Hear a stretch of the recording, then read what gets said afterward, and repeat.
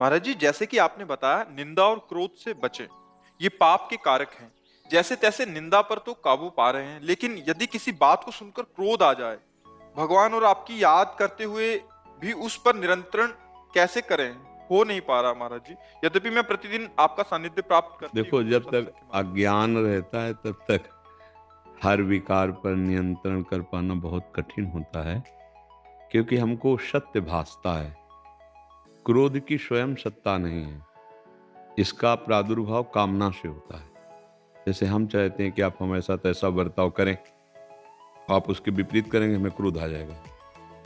अगर हमारी कोई कामना नहीं है, हम अपने कर्तव्य का पालन करते हैं और सामने वाले पर भगवत दर्शन करते हैं, तो क्रोध आ ही नहीं सकता। उमा जे राम चरण रत, विगत काम मद को हो, निज प्रभु मैं देखें जगत, के ही सन करहीं विरोध। उमा जे राम चरण रत, जब तक हम भगवान के चरणों का आश्रय दृढ़ता पूर्वक नहीं लेते और सब में भगवत भावना नहीं करते, तब तक न काम पे काबू पाया जाएगा, न क्रोध पे, न लोभ पे, न मोह पे। सबका मुखिया काम है। काम की पूर्ति पर लोभ, और काम की पूर्ति में बाधा लगने से क्रोध। और क्रोध जब अपने स्वरूप में आ जाता है तो स्मृति को भ्रंश कर देता है। स्मृति बुद्धि को नष्ट कर देती है।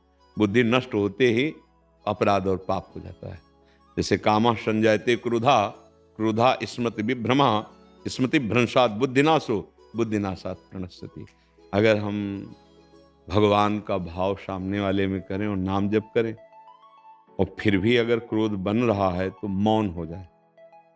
दांत से दांत ऐसे अंदर जल रहे हैं पर हम बोलेंगे नहीं, तो क्रोध आपको बार बार प्रेरित करेगा। एक बार गाली दो, एक बार कटु बोलो, कड़ुआ बोलो, और आप शांत हो जाए। अगली बार वो कम आएगा, ये धीरे धीरे शांत हो जाए।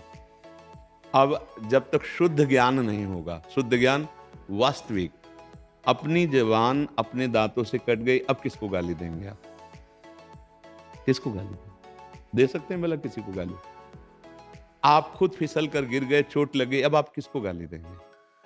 आपकी असावधानी से, आपके ही हाथ से आपको चोट पहुंच गई, अब आप किसको गाली देंगे? क्यों? क्योंकि मेरे से हुआ, मेरे अंग से हुआ। लगता है ना?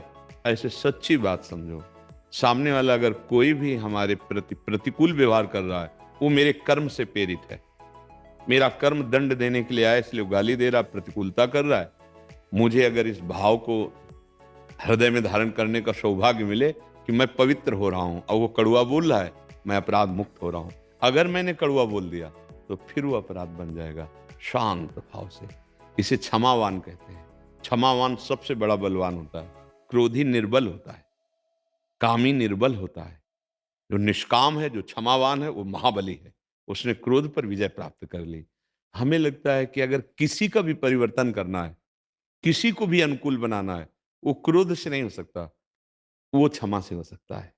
क्षमा में बहुत बड़ी शांति है, स्वयं शांति है और दूसरे का भी परिवर्तन।